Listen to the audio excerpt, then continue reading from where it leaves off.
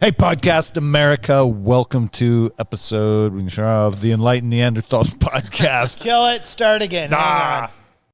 Mike Kozak, are you ready? Do it. Hey, Podcast America. Welcome to episode 96 or 7, because Jordan and I fudged it up. Yeah. Whatever it is. Of the Enlightened Neanderthals podcast, brought to you by my company, Training Northwest. By the time you guys hear this, we'll be coming up on the one carbine class I'm going to do, June something. I don't know. It's coming up. It's the last. Love being on top of this shit, you know? Well, the reality is it's the last publicly listed class I'm going to do other than the 3-day camps.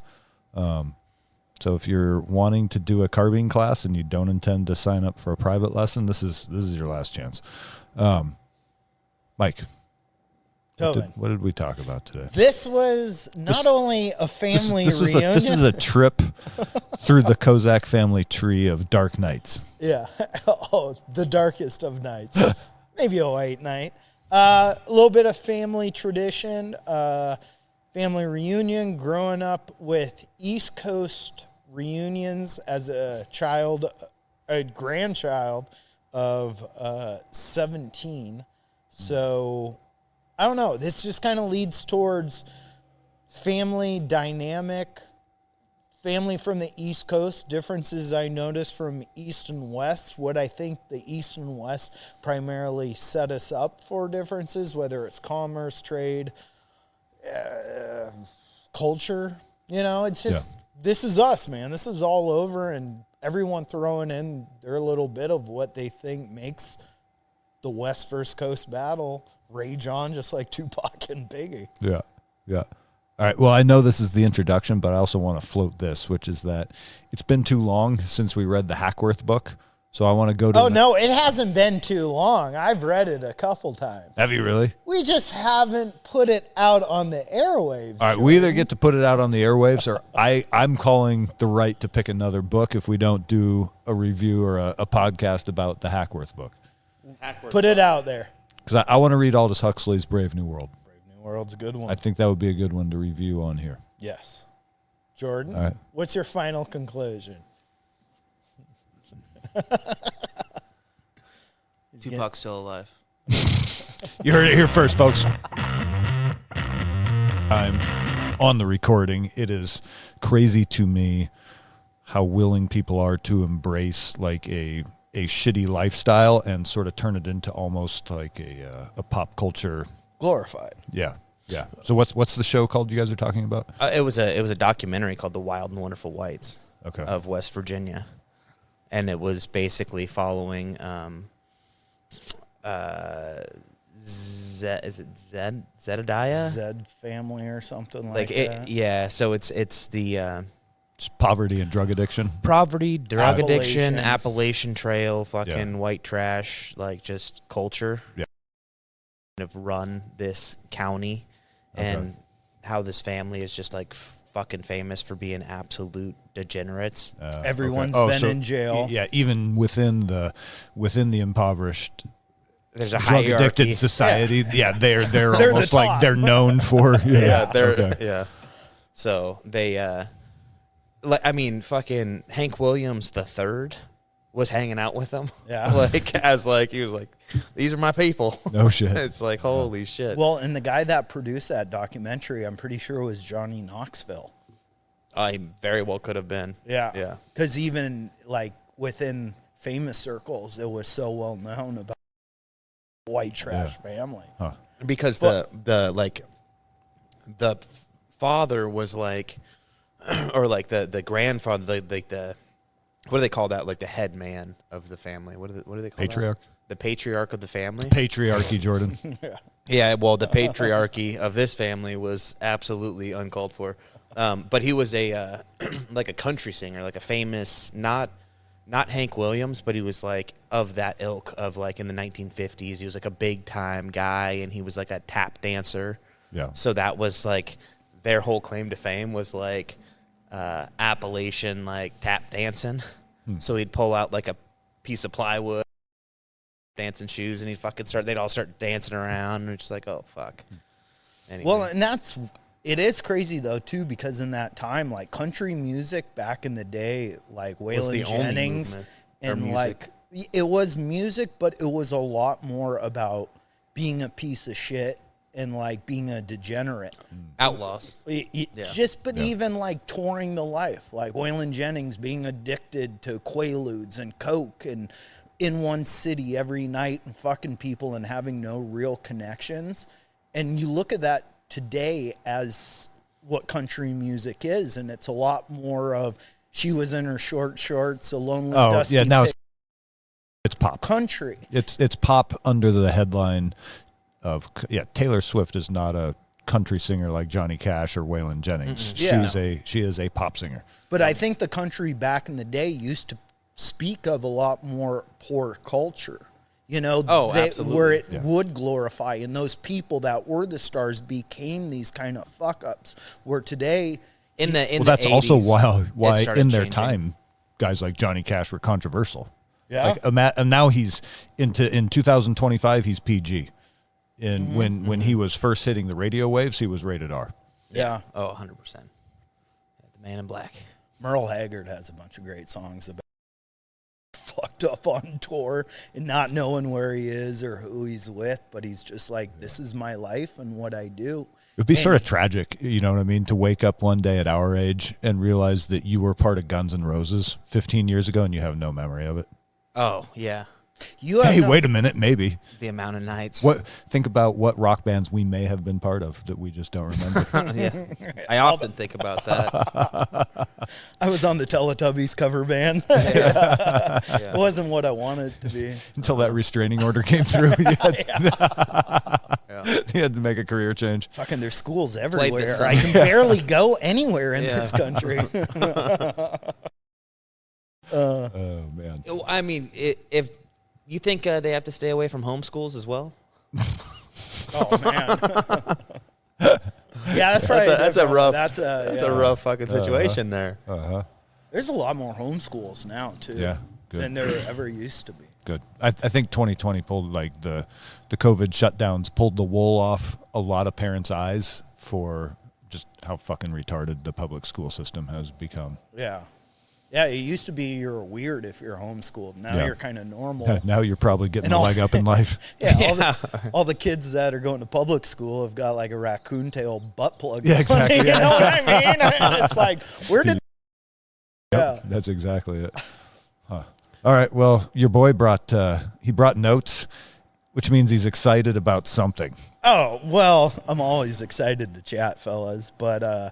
I want to do West Coast, East Coast, but because of Jordan's... Are we starting a beef? Is there like another podcast on the East Coast? It's Tupac and Biggie all over again. Yeah, the fighting continues. No, this is just kind of differences in it. And the last podcast with Jordan where we tried to get canceled, did it work? You know what? I don't even log in to check YouTube, like the channel dashboard or whatever. I haven't looked at that in probably 2 months. Well, then they're getting more tolerant. I might be banned for all I know, and I'm just completely unaware of it. Nothing's getting posted anyway. Well, you're welcome. Yeah, I was just going to say, whether YouTube bans me or whether I just fail to post stuff, nothing is getting posted. All right, deal. Well, I'll say we didn't get the ban. YouTube's getting more accepting. Yeah, they're okay with our talk. But during that, we started to talk about family reunion.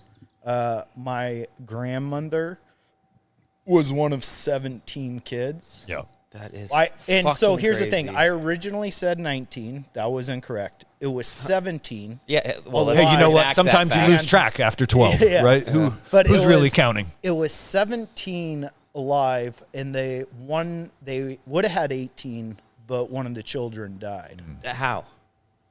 They forgot to feed it with the diphtheria. It's usually cholera or I'm just thinking the Oregon Trail scenarios. I think she just died. SIDS, sudden, it was a baby. And it died. And hey, you know what? What year was this, Mike? This is early 1900s. Yes. So infant mortality rate back then was probably still like 20% high. or something. Well, and they were running about 7%, if you look at it. You know, Yeah. 1 out of 18. One out of 18. Yeah. It's So pretty they did good. good. Yeah. They did It's pretty good. A A lot of hand-me-downs. I found out that the family was Catholic, right? And the baby died, and the Catholic Church wanted a bunch of money to bury it. And the Protestant Church came to them and said, we'll do it for free. So in the early 1800s, my family changed from Catholic to Protestant. They saw the business model. Huh? Yeah, there you go. Yeah, free joint. These rates are just getting out of hand. Yeah. So Yeah, no shit. No shit. This membership has gotten a little too steep for me. Yeah, we're switching.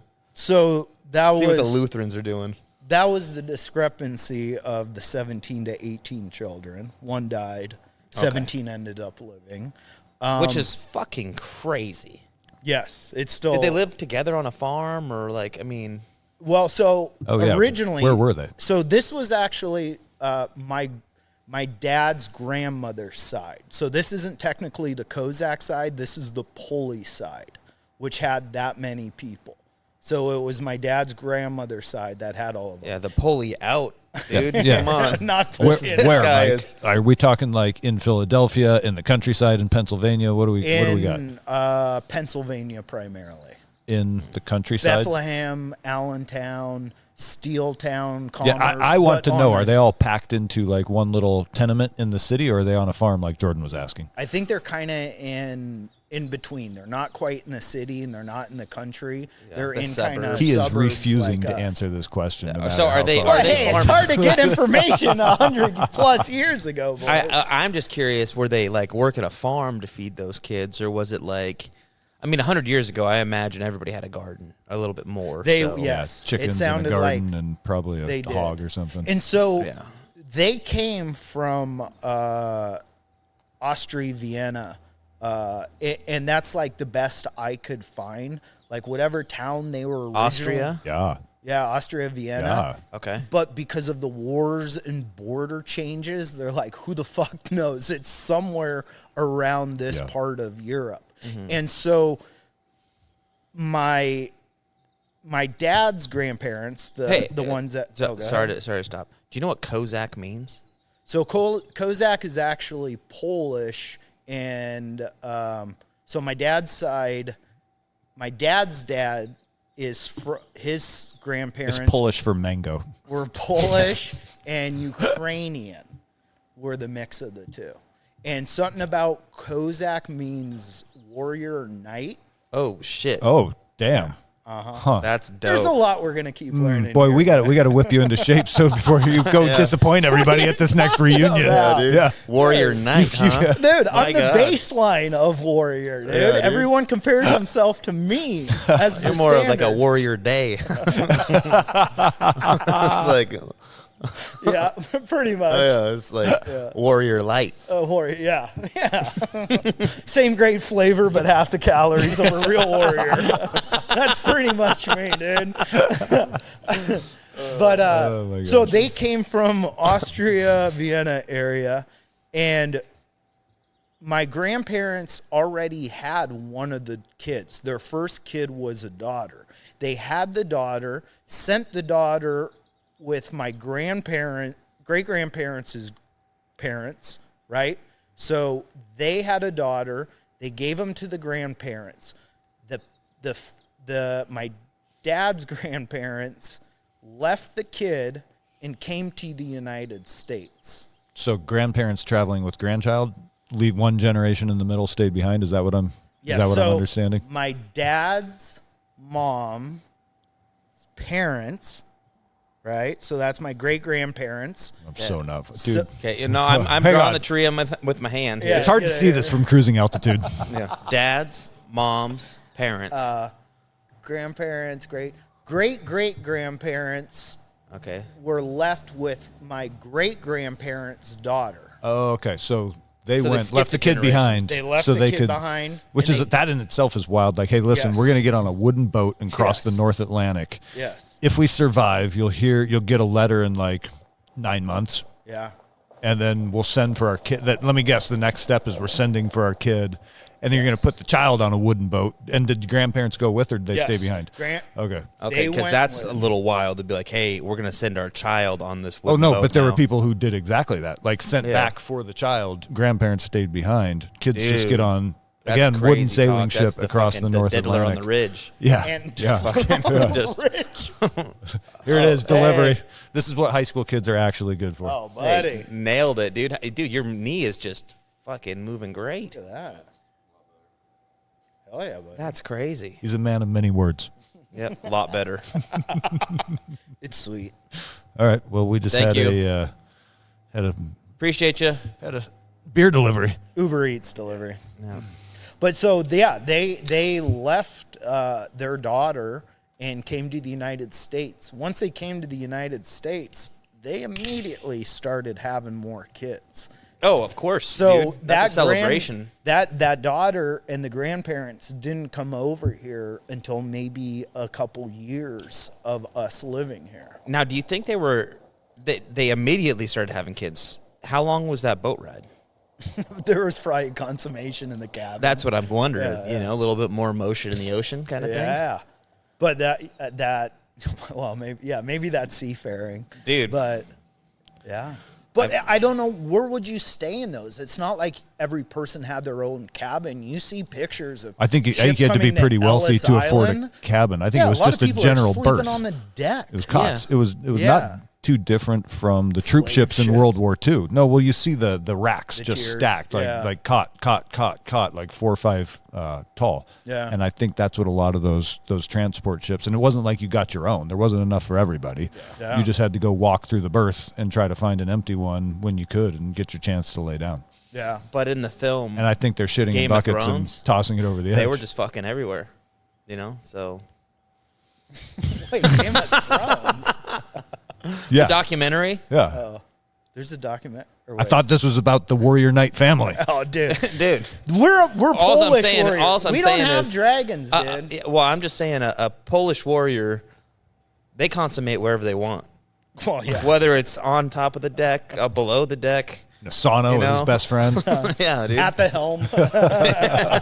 Land ho! I'm almost there. Yeah. We got some white caps. Yeah, that's gross. So, yeah. So they came over on the boat. After Glad you just said it. consummating. Yeah. So, I mean, with that amount of kids, it seems like you're probably fucking, Everywhere. yeah. They don't care. You're Yeah. not hiding it. Yeah. It's National Geographic. So That's they, what I'm saying. So they came here, they landed in the United States, they went from Ellis Island, and they all went down to like, Beat up here.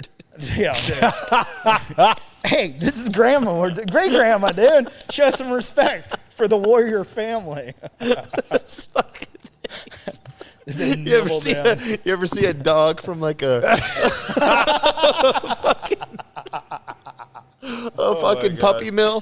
Good lord. Grandma, no, she's not a puppy, Dude, just though. dragging. Dude, she's creating That's warriors. Yeah, she was dragging all right. She made dragging fucking tit. Infrastructure of On the the ground. United States. One woman alone helped the war effort. That's how you contribute. Oh, dude, they could have built That the is plane how you for contribute. sure. Yeah, you're welcome for your freedom. So they landed in Pennsylvania, or well, Ellis. But they, Hang on, do you think that was a part of like ancient cultures? Is literally like you need to fucking be bumping uglies to make more children for the war Yeah. effort? Oh, absolutely.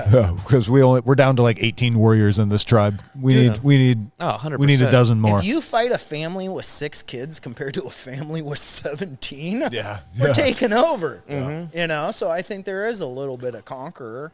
I think that's why like the warriors were the ones getting after it the most, right? It Yeah. was like a prize. All the Poindexters are celibate. Yeah. That's why math Incel. took so Those long early, to really get those early advanced. Spartan incel. Go count that corn, Sparta nerd. actually had a woke culture that was super incel, but they just didn't procreate and Yeah. solved itself. They're like, I like pottery, and they're like, homo. Go make a plate, bitch. Move to Greece. So family came to Pennsylvania. They finally started settling around Bethlehem, Allentown, Few stayed towards Jersey, Tri-Cities, New York kind of stuff. So There's like one group of cousins that are like Jersey douchebags. Just more blow than out one. tears. Probably more than one group. Yeah. A lot of Driving fist pumping. A lot of IROCs. Yep. Hey, Yep. Italian retard out cruising. Yeah. I mean, that's what I learned it stands for. But so they came to that area. They started settling. A lot of the family in that Pulley side, a lot of blue collar, a lot of masonry, a lot Which painter. degree? Masonry? Mm-hmm. What do you mean? Which lodge were they in?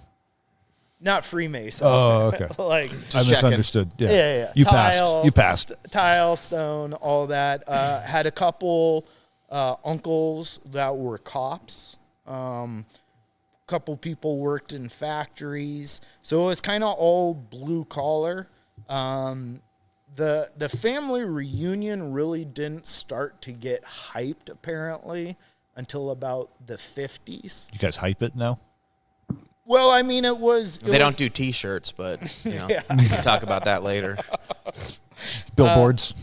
Yeah. No, they radio commercials? There were so many people in that area that they'd kind of like, oh, let's just get together.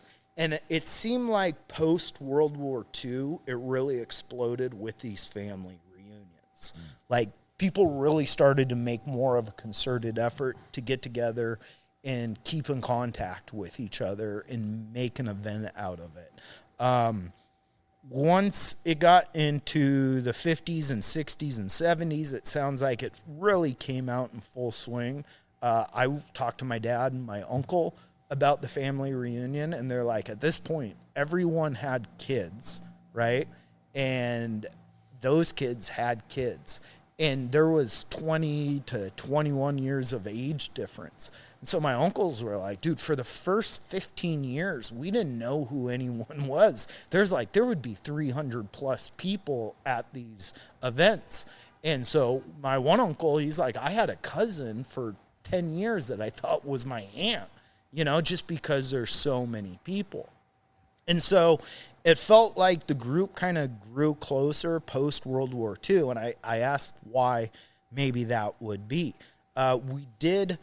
Everyone, like, from my dad's generation, all were born right about 50.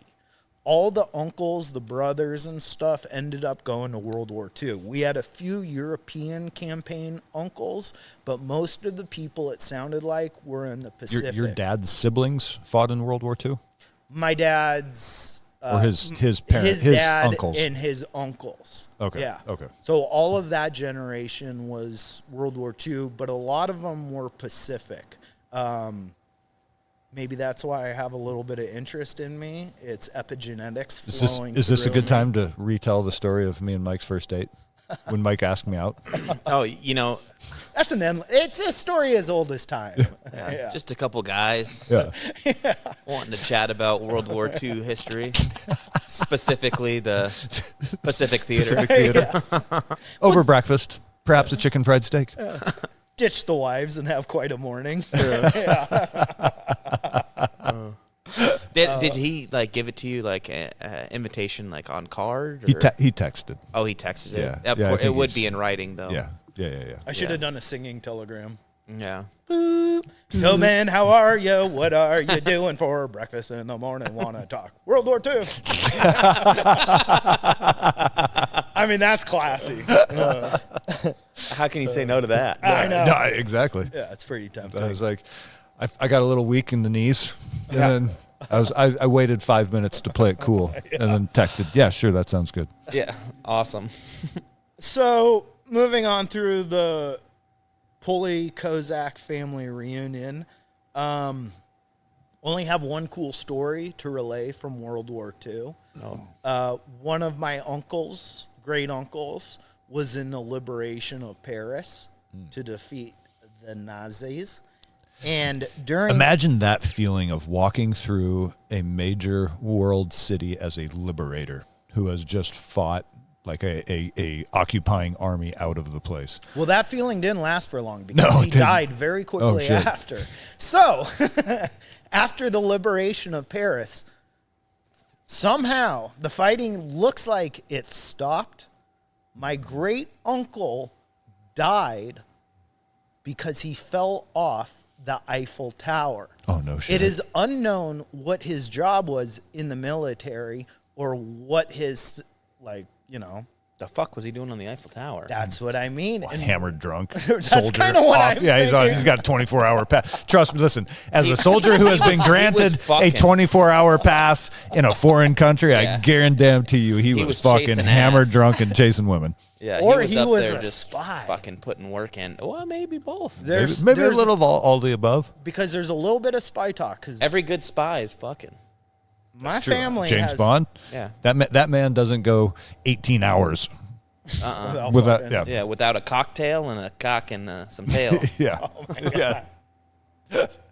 You know what I'm saying? Yeah, so your uncle was a hero. Well, there is quite a bit of involvement with the CIA in my family. It seems. Oh, fuck.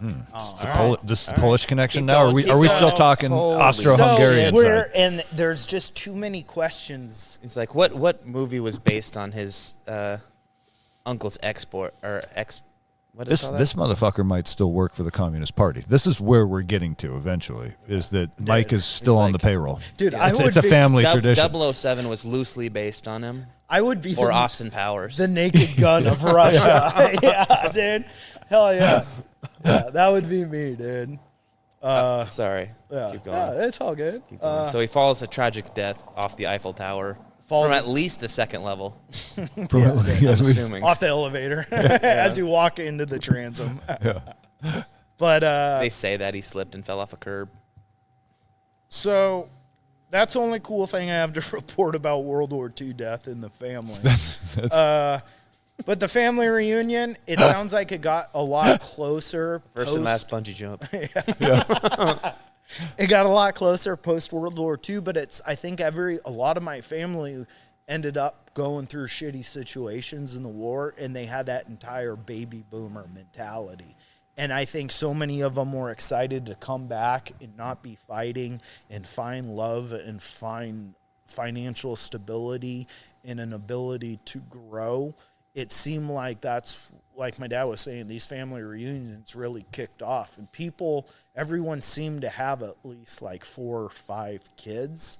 And I think that's why the family reunion grew so big as well. And it was constantly like, let's get together. This is way better than being in a trench, or, you know what I mean? It's just, this is the people that I came from and that I love.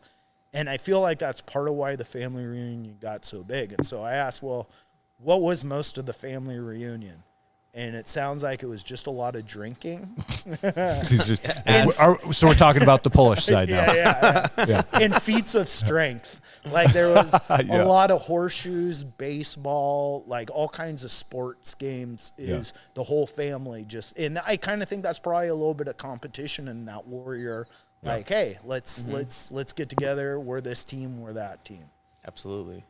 So it was kind of interesting, just going back that rabbit hole and thinking about it and talking to the family. But that made me kind of start to think about the differences between West Coast and East Coast, because for so much of my life, I would go there and spend the summers, and it's drastically different than the West Coast, and more than just like the people or the culture.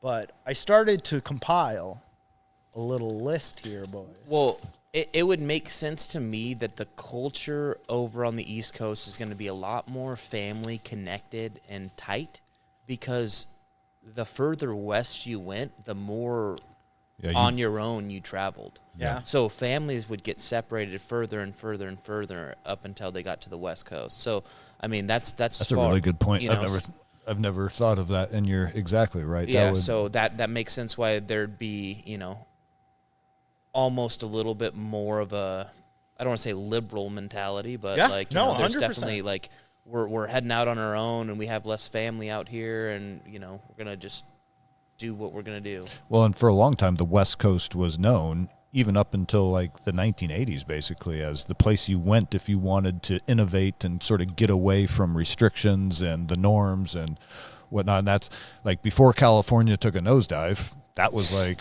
that's why rock and roll comes out of California. That's why movies came out of California. That's why hot rods were being built in California, is because you didn't have to deal with all of the government restrictions. Yeah. Up until very recently, the West Coast was the place to be for innovation. Yeah.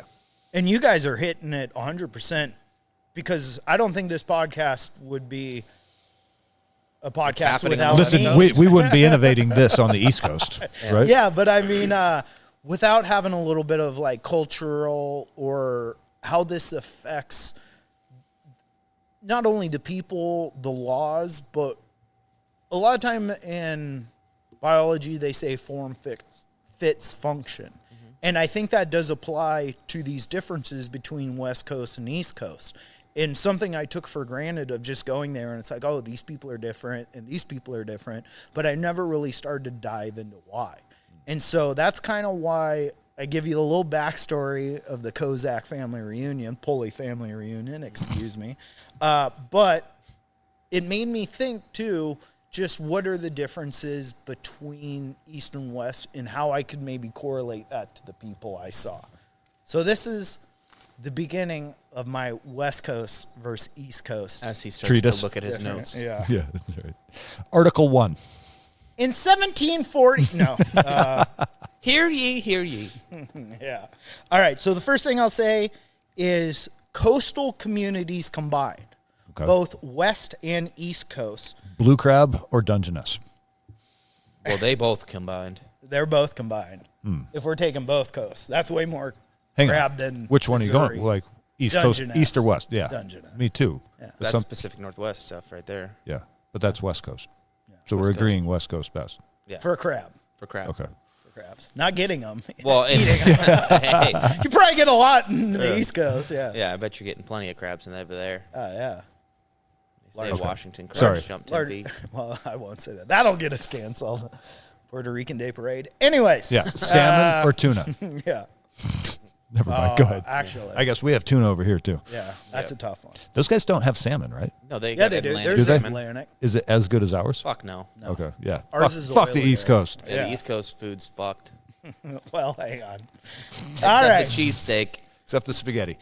Coasts combined, East Coast and West Coast, surpass interior America in all ways. In saying Whoa. that, it Whoa, wait, surpasses hang on, what? in population, Yeah. commerce, Okay. and culture. Okay. Where did rock and roll come from? Coasts. West Flyover Coast. states. Yeah. So I said Nope. coasts Nope. combined surpass. Oh, coast combined. I thought we were going east versus nope, west. surpass interior I believe America. there was Oh, in Tennessee, well. and that's kind of where rock and roll got its start, huh? Start. I think in the really day. what it is populations gather at the coast because that's where commerce takes place with shipping lanes, and it's where the population centers are that you have the luxury of supporting sort of those higher echelon. It is the of end the of Maslow's triangle, where in the interior people are literally doing the production of the food, water, shelter, safety that allows the people in the population centers to go after those like love, security, philosophy, all the different like the higher echelons of being. But basic amenities. But that's why culture comes out of the coast. Yes. It doesn't come out of the interior. The interior is supporting the coast. Yes. Yeah. Yes. But, Jordan, I mean, it's just facts. motherfuckers take it for granted Yeah, they do. out on the coast. They do. It's funny. So I have had my friends here in Seattle, like mountain bike people, say those dummies in Eastern Washington, if they separate from us, what will they do for income? And it's like, you retard, you get your electricity and your food from them. How are they will take from you whatever they want. Yeah. I mean, the interior America is kind of the breadbasket of the United States. Yeah. Like, it keeps everything going that way. Oh, dude! But if for someone if that's... you took and cut out the Midwest, the Middle America, Yeah, and you the slap coast starve. the East Coast and the West Coast together in some Yeah. weird little strip, Starvation. Well, not only starvation, but that place would just be fucked. We would be so. I don't think we'd be. I mean, maybe. I think it turned into a Central America kind of a situation where it's just like this is so fucked. Escape from LA. Like, there's only so much purple hair dye, we could get. We'd be running out of that. Like, yeah, I don't know. I think people on the coast take for granted the fact that they're at the end of the supply chain, like we've talked about before, and it's sad. But, anyway.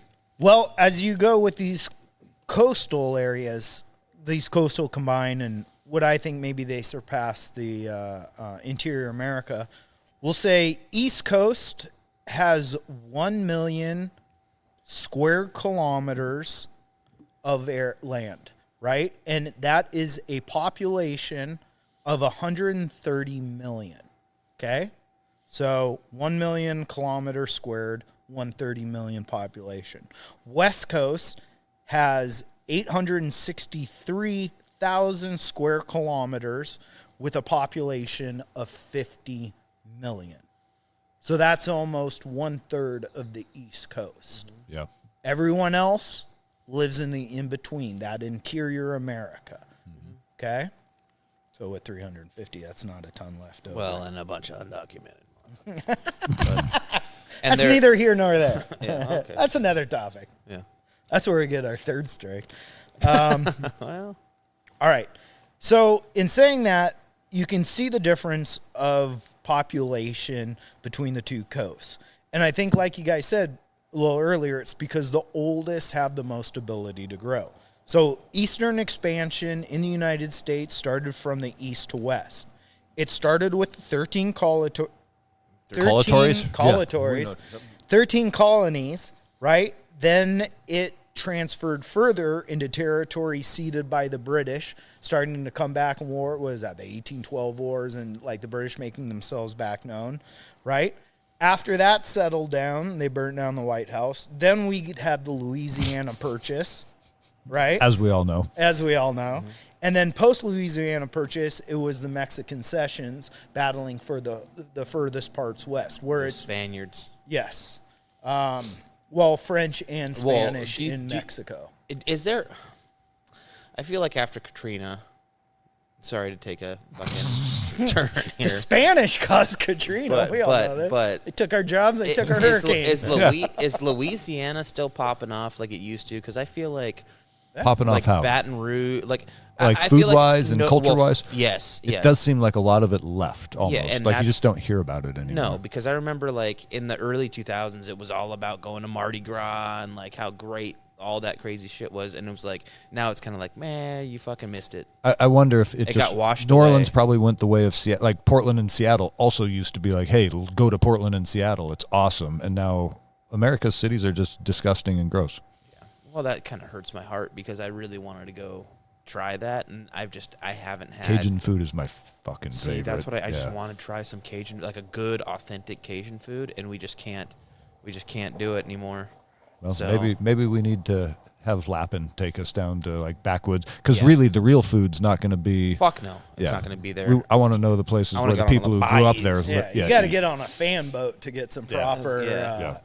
Whatever rrestaurant, if they don't have a fly zapper, it ain't worth shit. Yeah, that's right. Yeah, that's what I'm saying. Yeah.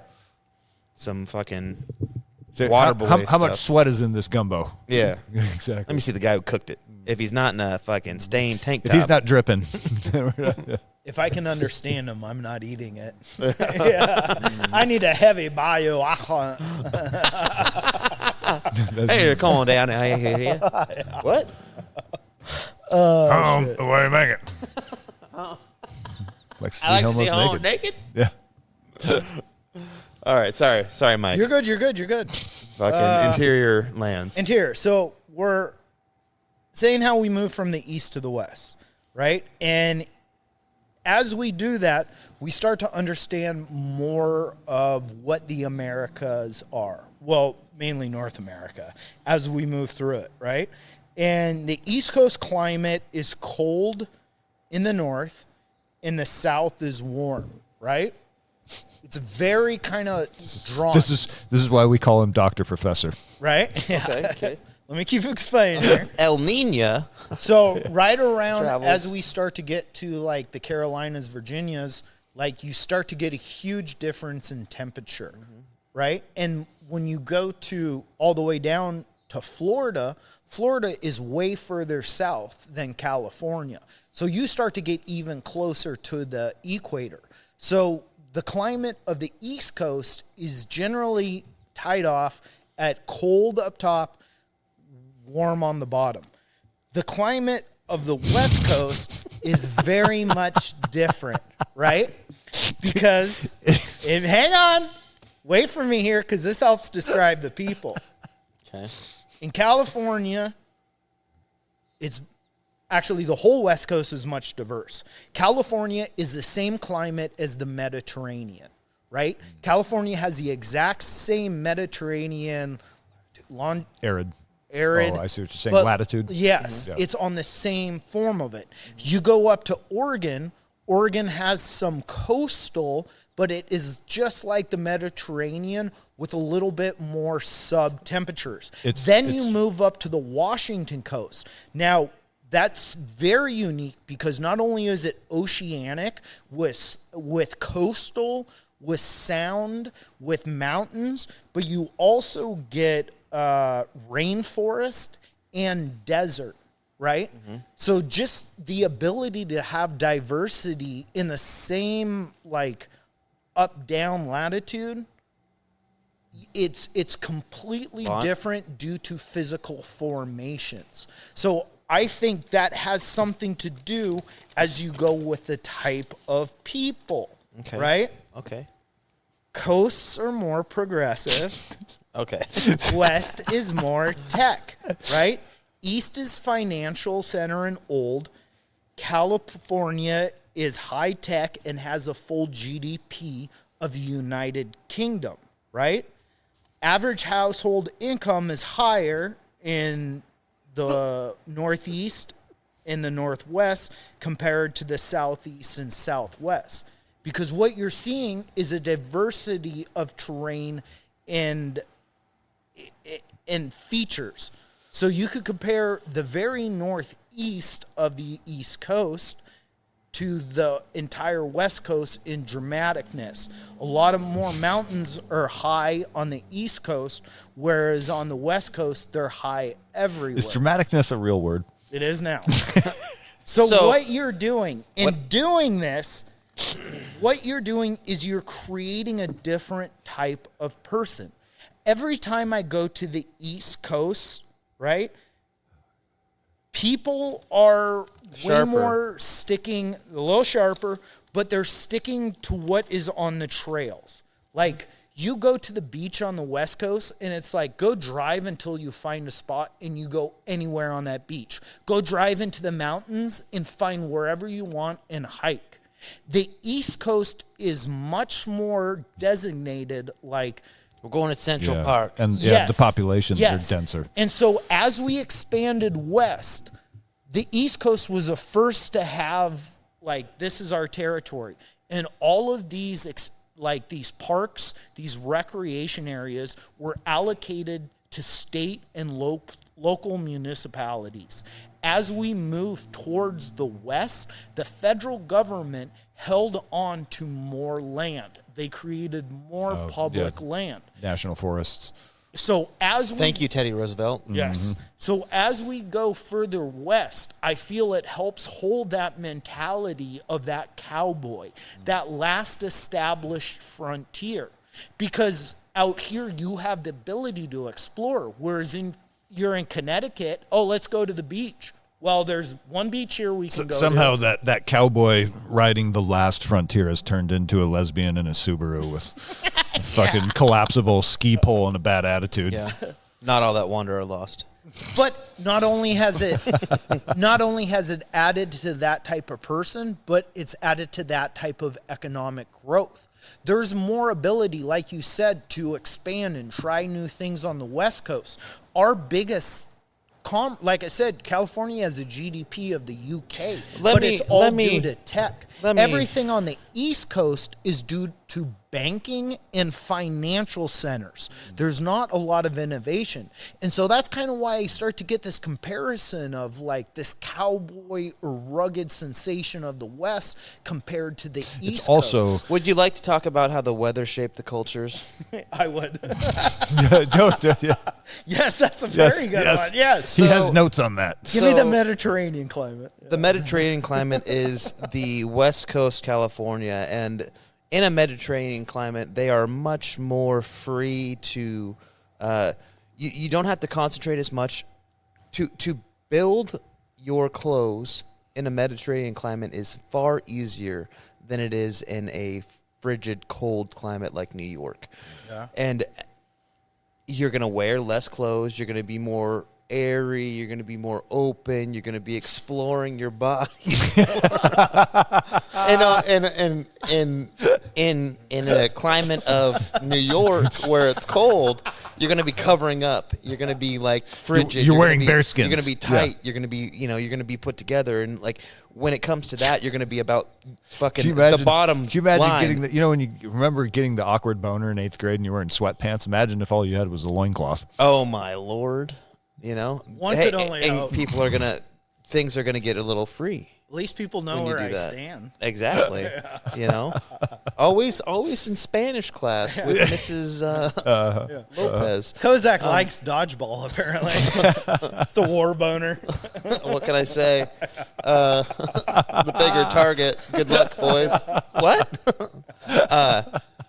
So in that regard, like you're in a situation of like, those people are free of just clothing.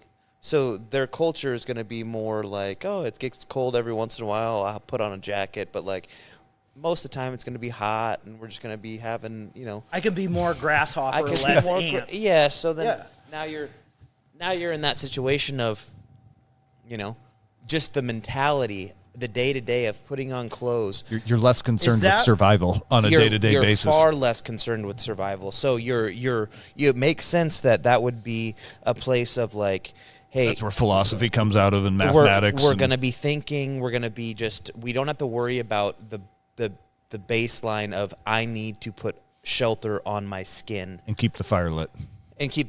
Where they are, we need to have money. We need to have securities. We need to have this fucking, that's where you are going to do that. So it makes sense that they would be into money and banking and financial stuff because that is stability.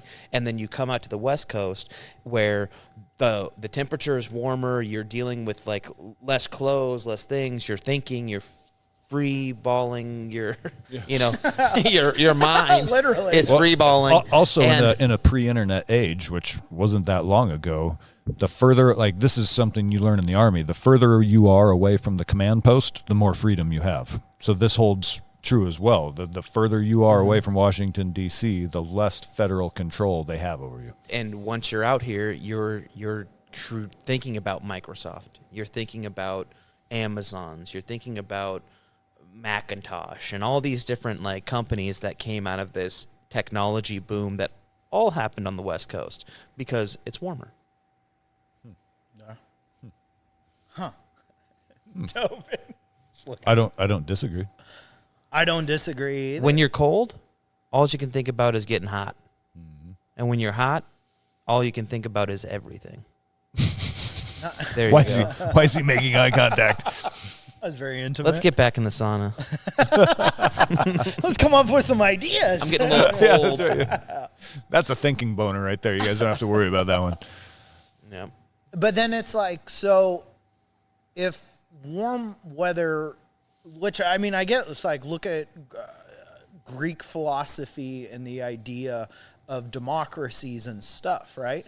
This is from a warm Mediterranean climate, whereas you get people like Viking culture more, which is more take and have resources, but there's not a lot of egalitarian thought or what is,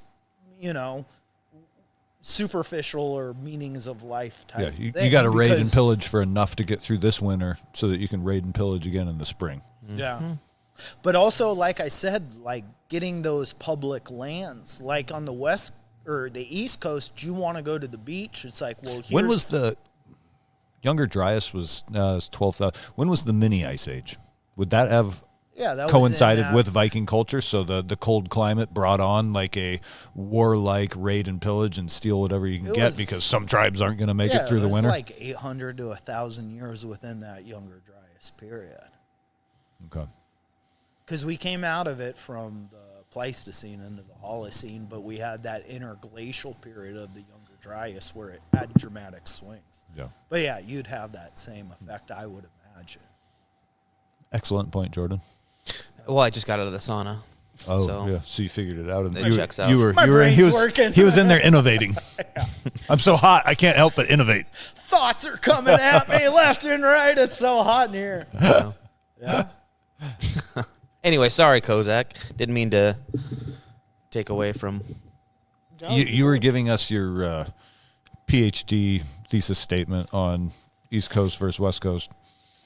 So, as we say all this, the great outdoors, East Coast stick to well-trodden paths in recreational areas like parks, beaches, and things that have been established over time. This is where we're taking the family for a day outing, and then we're back to our area. The West Coast has a significant amount of public lands. Of the 246 million acres of public land, all of it virtually exists on the West Coast. Federal government held more land as it kept purchasing to the West, right? And so what that makes me kind of think too is like you not only do you have like a physical divide of like this is here for everyone, but you have a mental divide where people on the East Coast are more like, well, I want to be in nature. I'll just go down this one path. Whereas on the West Coast, I have endless trajectory or possibility. And it makes me wonder if you get more, like you're saying, that creative too, because you have less restrictions. Like you're saying, with the command base next to you, well, when I'm here, I have to check in at this time. The haircut better be tight. Your uniform better be right. Send us out to a safe house in some fucking valley in the mountains, and suddenly it's like, yeah, we don't shave. We don't cut our hair. We don't care about fucking uniforms. You have more freedom, like small freedoms when you get away from the flagpole. So as I get further from that and I get to the West where it's like I have more ability to transverse, like I think it's in humans want to know more, like a Columbus, like an explorer, like, you know, anyone that wants to see what's on the other side of the horizon, or this is just in me. I feel maybe that is a little bit of a West Coast mentality for those people that maybe didn't quite feel they fit in exactly in this narrative of here's your straight lines, here's your directness of the East, and this is what you do. I think you get more of those wandering souls, those ramblers. That's part of what creates the West Coast of like the mentality, the thought, the industries, the commerce that come out of this place. I think as people moved to the East Coast, it divided people right away from the East Coast. As people moved to the West Coast, it divided people instantly, right? It was people searching and people who feel like they made it and they found something, right? Yeah. So the people still searching kept moving, and they kept looking. And that mentality is the kind of thing that gets passed down as like, this is what we do. We look for the next thing. We're looking. We're adventuring. Yeah. We're moving. We're trying to get that next, like, you know, utopia. We're looking for it because it's going to be there. And it makes sense that would bring along and get passed down from generation to generation as people are moving to the West and shape the culture of the West Coast versus the East Coast of like that, like we moved over here. We found it. We did what we needed to fucking do. We're here. And that's how they fucking act versus you get to the West Coast and it's like, well, you know, there might be something out there for us, then we just got to keep looking, and you know it changes. Like So to me, it makes sense as to like why the. You know, it's another interesting point is if you think about the original 13 colonies, they were almost like the first West Coast, right? Because they were people who came out of Europe. They were all progressive. They all, that's right. They all wanted to get away from the flagpole, and in keeping with once you're far away from the command and control element, you can innovate. Those are the people that came up with the Declaration of Independence and the new government. You know what I mean? Reinstituted a republic for the first time since Rome. Yeah, it was a whole new. I mean, they were the San Francisco, the Haight-Ashbury, the hippies of all these monarchies. And that's another interesting topic, probably for another podcast that'll require some research. Is that the founding fathers were not like upstanding gentlemen. They were rabble-rousers, they were bootleggers, they were smugglers, they were... Womanizers, drunks. Yeah, exactly. Yeah. Like people who are thinking that you start a revolution with, I don't know, like cultured gentlemen, that's not how it works. No. Revolutions are started by nitty-gritty people. Yeah. And it's nitty-gritty or gritty people who see them through. The wild and wonderful whites. This is Gaddafi's campfire chats. We got some real motherfuckers. Yeah. But I think that's the people that make this stuff happen. And I do think there is a little bit of that, kind of like what you're saying. It's looking at the West Coast and the East Coast too. I mean, this is always interest, maybe this group or podcast, but the East Coast has more military personnel by population. Not only is the population larger on the East Coast, but there's more military per square mile in that area. Because it's the flagpole. Yeah. Right. But I don't know. It makes me think like you look at Civil War, right? And the U.S. Civil War, and it took maybe 10, 15 years to really get going. But what seemed like what really kicked off the Civil War was the battle for, was it Fort Sumter? That sounds right. Right in South Carolina. Yeah.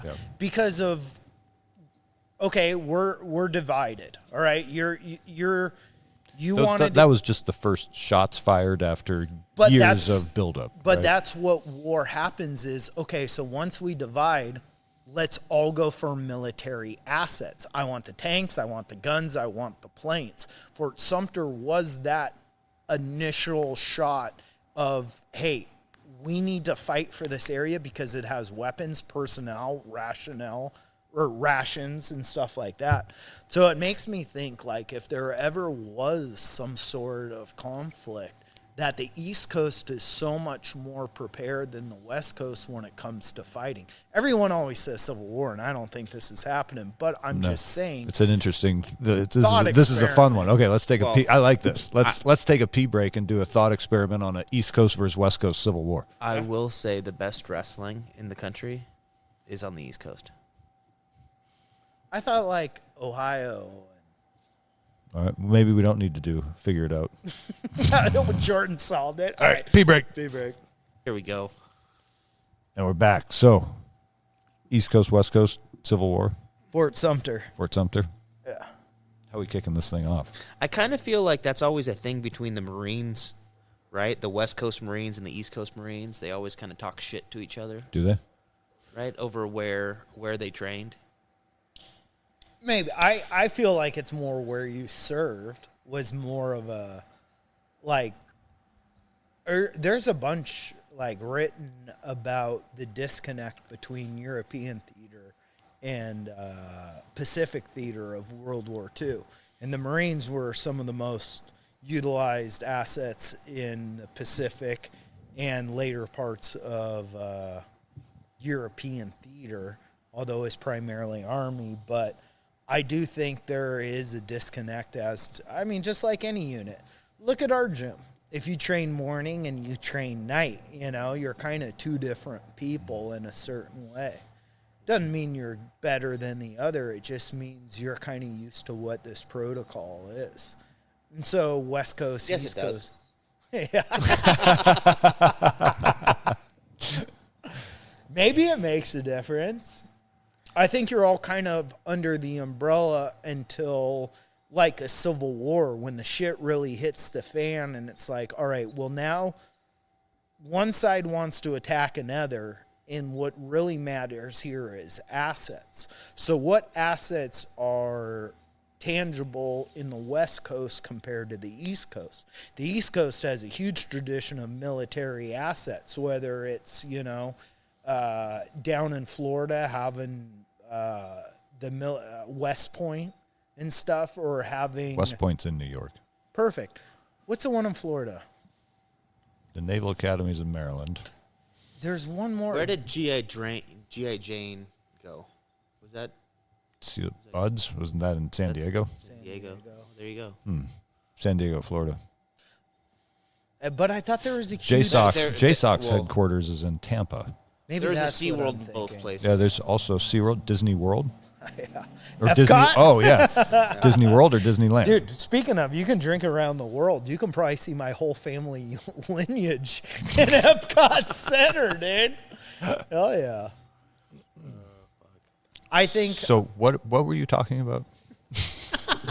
I think East to West Coast, if we had another civil war, I think the East Coast would be... What about the fact that they lack space? Training grounds. Yeah. They can't hike for shit. Mm-hmm. They're a small-legged people over there. East Coast? They don't even understand real mountains, Appalachians. Yeah. Bitch, please. Yeah, little hills they got over there. Get the fuck out of here. Yeah, but you do have a lot of military... LL Bean versus REI. Yeah. REI all the way, dude. West Coast.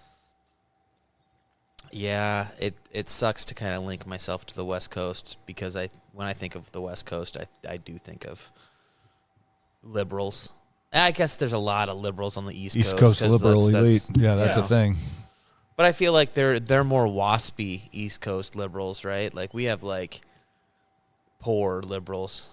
Well, Poor liberals are disgusting. West Coast liberals, I feel like you can like commit to it more. It's like, oh, I got a van out on a couple acres. I got a couple chickens. I do this thing. East Coast, That you doesn't want to sound be terrible. a liberal. Yeah, I you're feel like still living in an apartment building. You're a tenant. You have a landlord. He's fucking you over on the heat and the power. The ability to be extremely more liberal is With less definitely control yeah. further away from the flagpole. Yeah, definitely a West Coast thing. Like I do think West Coast is a softer people too, in certain Just regards. less assholish. But except we there's have the just freeze less- also. There's just less. They're less friendly. Yeah, there's That's less. for sure.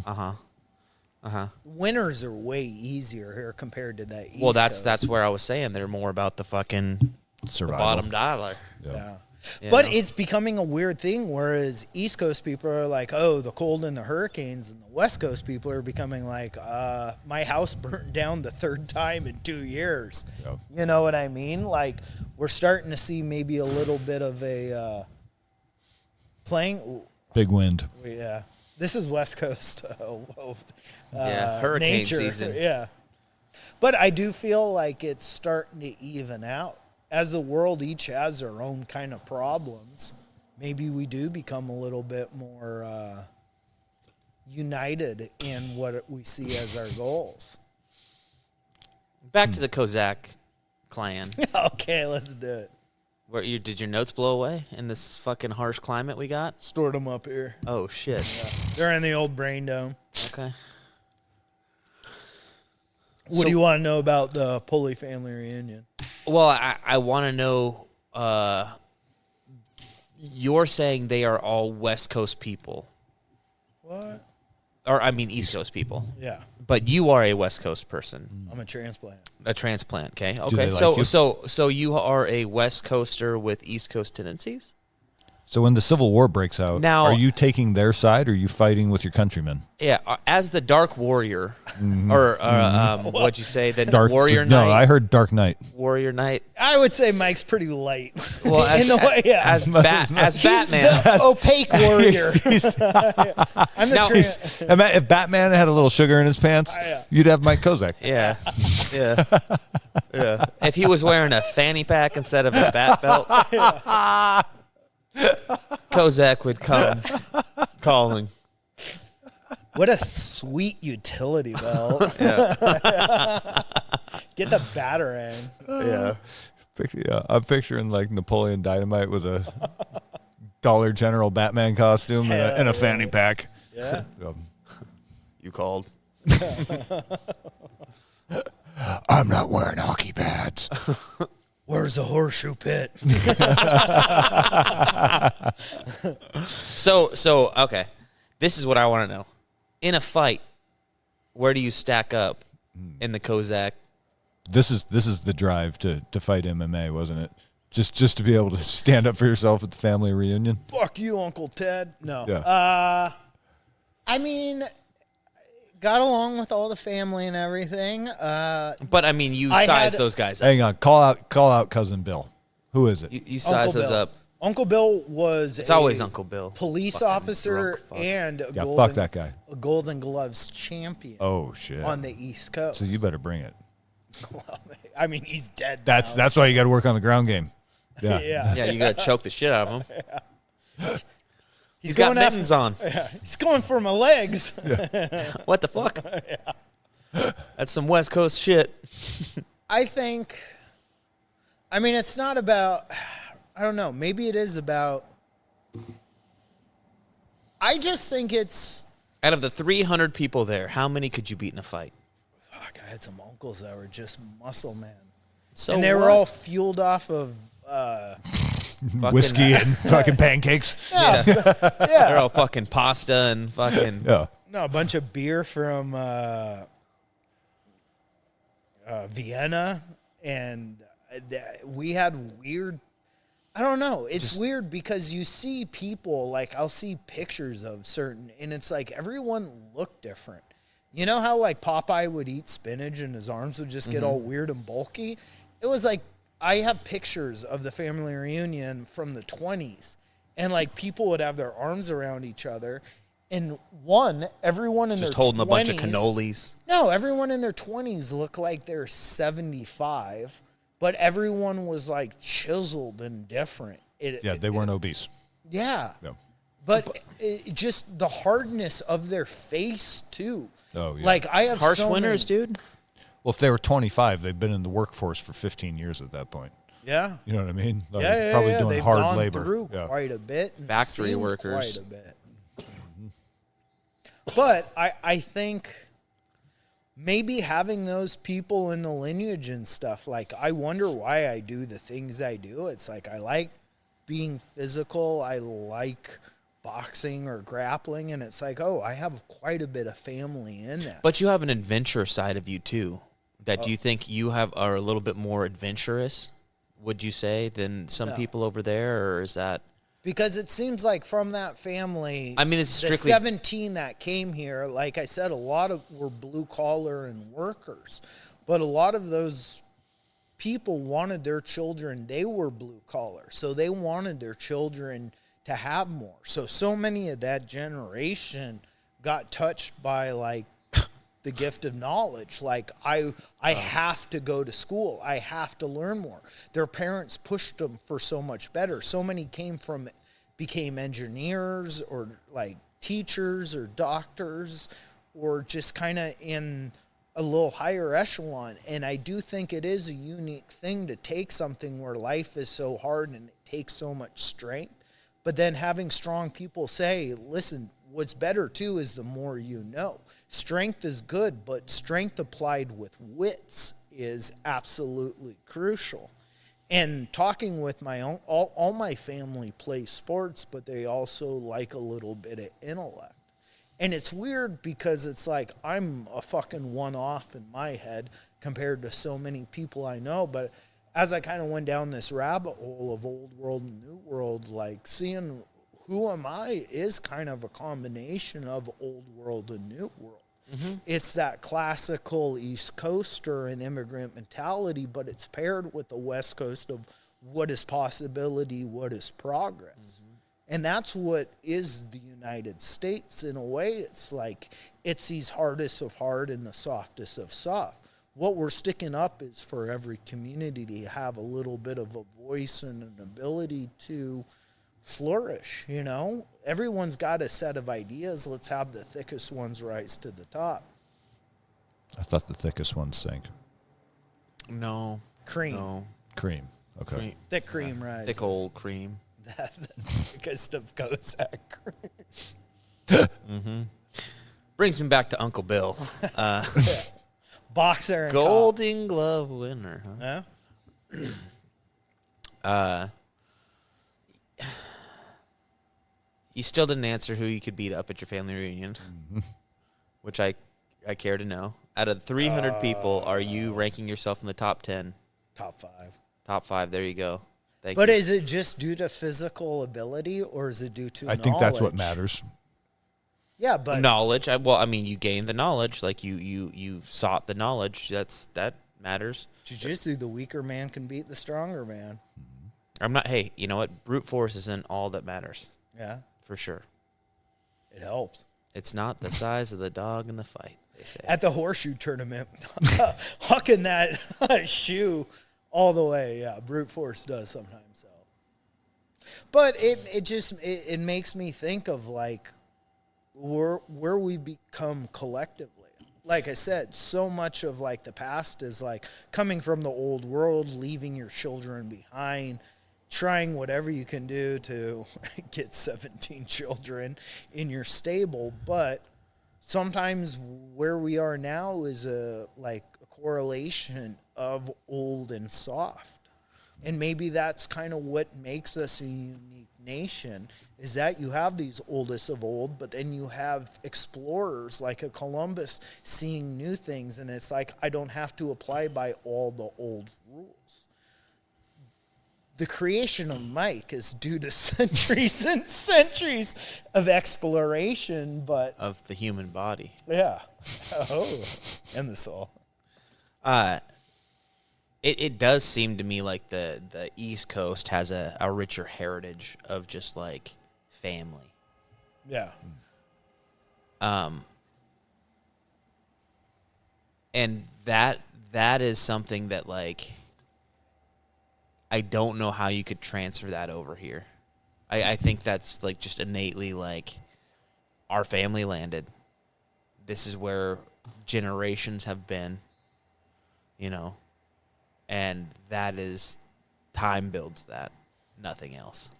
Well, time builds that, but if you look, like I was saying, most of my family served in the Pacific, but I had a few uncles, great uncles, that served in the European theater. And it's like you get people that were from Irish American, Polish American, Austrian American descent, and you get pulled into this war, and you're fighting people that maybe a generation or two were probably your neighbor or your countryman. And so I think it puts a weird kind of like, what is my point in this world? It's like, I don't want others being like taken advantage of, but at the same time, like, people are taking advantage of others, and it's like, these are my countrymen. This is my family. I probably have uncles or great-grandfathers somewhere in this. So I do feel, even though it's like, yeah, it's tougher to be part of that generation or so, I do feel there's more conflict with individuals or getting like, what is my purpose? What is my role here? I used to be a Ukrainian, and now I live in America, and now I'm going back and I'm fighting other people, Austrian, Vienna, Hungary. You know, it's like all those people ended up being fought against in World War II. From people that were from there, came to the United States, and they culturally immerse themselves in this area. I feel like it's just, you talk about like the Chinas and the fighting, or the Russias and the fighting, and it's like, we have thousands of years to talk about the past and what's happened. But with our immigrant families and stuff and being thrust into this, I feel like it just, everything happens so quick, and it's like you don't have an understanding of who you are and where you are. I mean, you understand kind of who you are and where you came from a past, but it's like you're being tossed into this washing machine that's just throwing people, culture, society, money all around. And it's just, let's just try and make it. Let's have so many fucking kids. I don't know. Raise the next army. Yeah, it just blows me away to think of my family or like what that mentality was in that time period. And then people sacrifice for something so brand new, and it's to go fight where they. Do you think that they were thinking that at the time? Like, if you could like truly put yourself in their shoes, and do you think that they were like, oh, we need to have as many kids as possible? Or do you think they were just like, oh, we're having another kid? Like, I like the feel of this. I think at that time it was considered your duty to have a large family, which, to be fair, a large family American? meant like 5 kids. I think in a lot of cultures. Yeah. But, I mean, that's the Mormon culture, yeah. I mean, that's pretty much I don't know a religious culture that doesn't say have more tons of children. Yeah. Well, what's China's religious culture? Kill the women. Communists, they don't have a lot of religion. I mean, there's Buddhists there who are tolerated, but they're somewhat oppressed. And they definitely, they imprison the Uyghurs in Western China. So the Communist Party does not tolerate a lot of religion because that's a direct challenge to their authority. I would say the one religion China does promote is imperialism. Kind of like exactly. Japan, but the idea of China throughout the years is like, yes, we were poor farmers, but China was a warrior culture. And for other countries to do trade or to be affiliated with China, the Chinese saw this as like, this is a gift to you, not to us. And so I feel that you can call it Japanese imperialism or Chinese imperialism, but the idea is that we are the head of the state. We're the best. Just like a Nazi party. We're the ultimate race. But doesn't imperialism also sort of imply that the emperor is representative of God? Yeah, but what is CCP? Yeah, well, yeah, you're right. Well, we're one extension removed. Yeah. I don't know enough about that. I don't know enough about a lot of things. Agreed. But here we are. But you know enough to have a podcast and get some good reviews, buddy. But this is it. I mean, this is like there's no course on talking family tradition. No, this is a West Coast podcast. Yeah. Plain and simple. Yeah. That's I mean, you know, that's what we are. And it's interesting though that Mike brings all that up because my family, my grandparents moved to the West Coast during the Depression. Both, actually, my granddad was discharged from the Navy in San Francisco on my dad's side.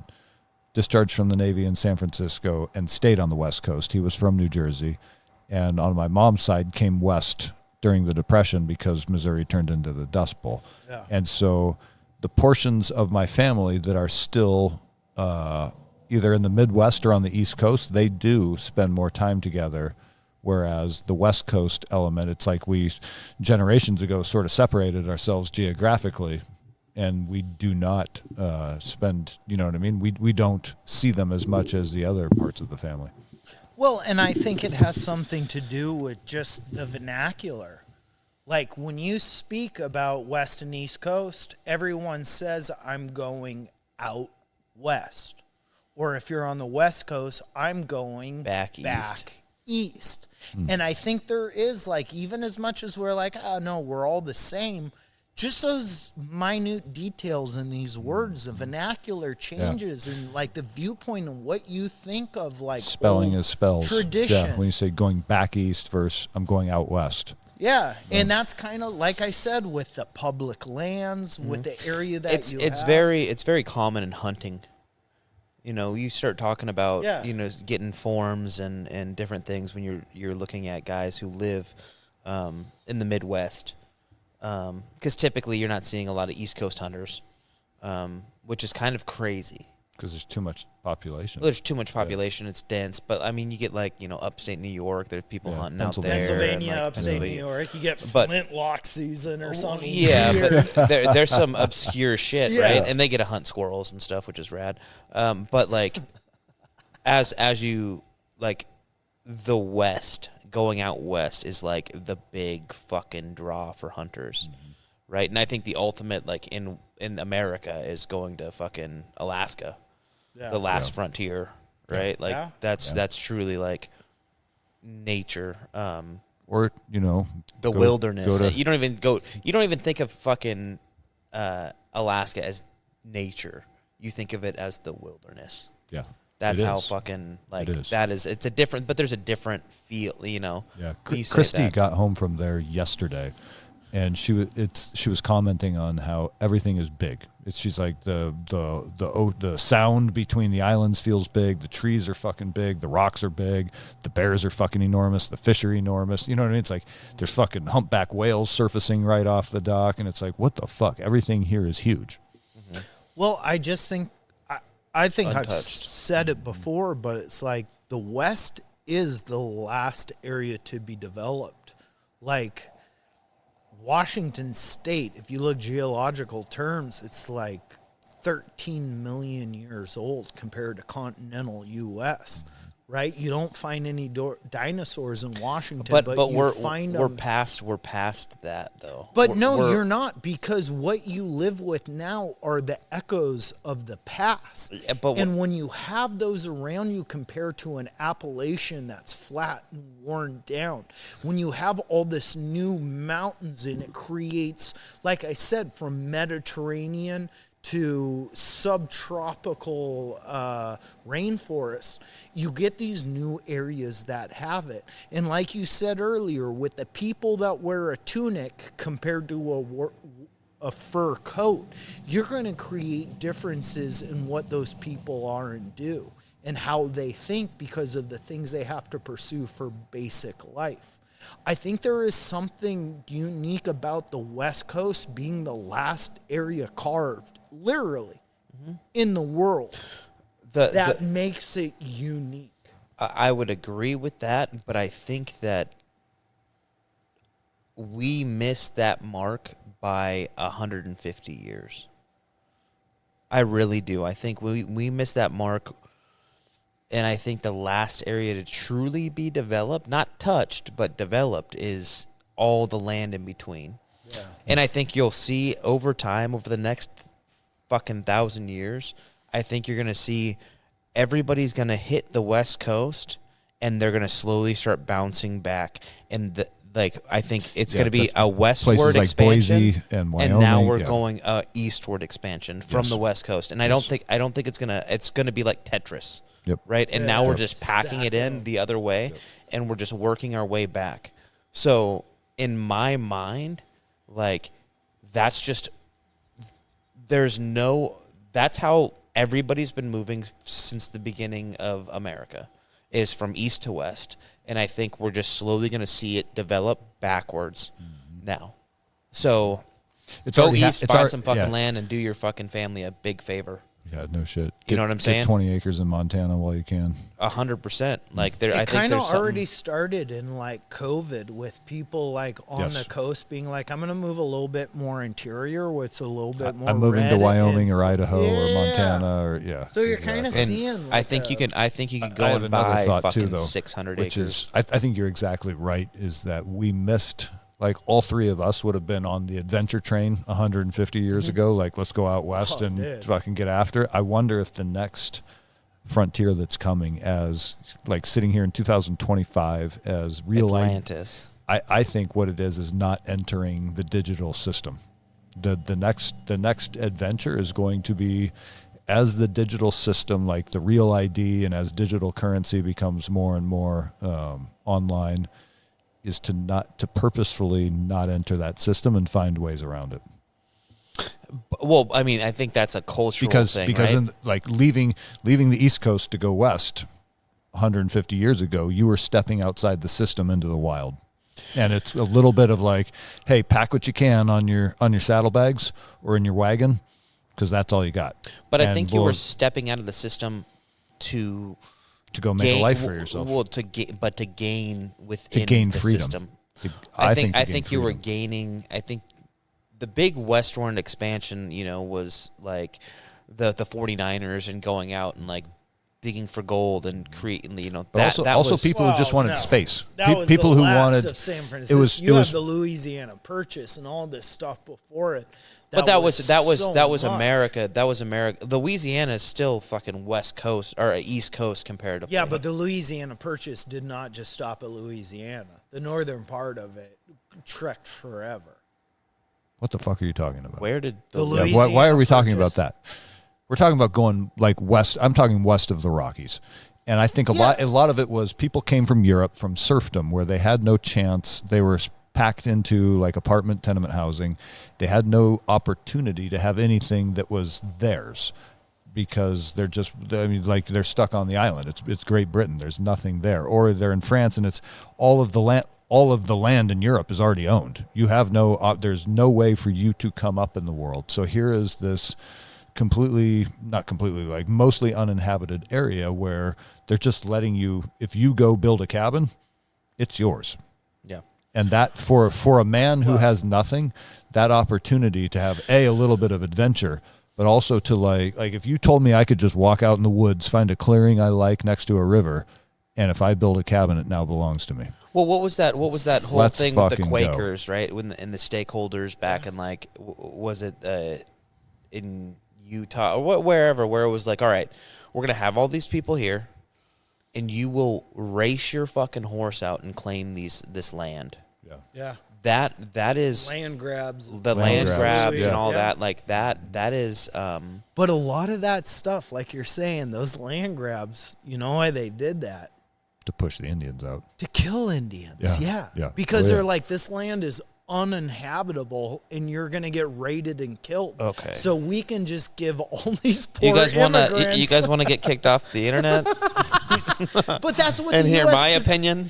That's what the U.S. government did, is they're like, let's send you into unhospitable land to solve. And yes, we will have casualties and people will die, but over the course of time, we'll flood this area, it kind of seemed like. All right. So anyway, to bring it all back around to what I was saying, and then we can talk, is I think that now if you want to step outside the system and into true freedom and into a little bit of adventure, because you won't have adventure means not having the support network, right?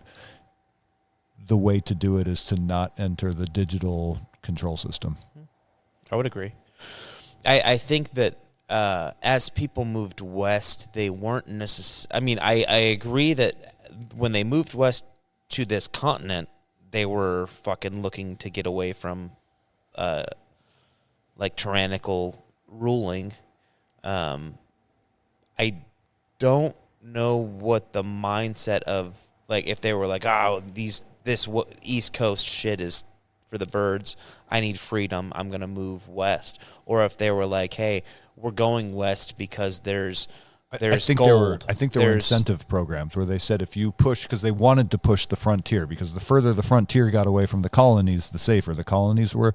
So they were being incentivized, literally like, hey, and this is what's fucked up. The bank was already getting involved, where the bank was like, hey, we will give you the bank didn't own the fucking land to the west of the frontier, but they're like, hey, we'll give you a deed to it. Yeah, exactly. If you go take the risk of Indian attack and settle your family there, we will grant you a deed to that land, which means really the bank just took possession of that land, which is devious as fuck. I'll tell you this. I know some fucking frontiersmen today that literally just We're talking about Daniel? No. Oh. Some men who go out into the fucking woods, they build a hunting cabin. Oh, yeah. And in the fucking... hide it. They just fucking camouflage it, and that is where they live for fucking a couple months of the year. I like that. And it's just fully like, they were like, who's going to fucking stop me? Yeah.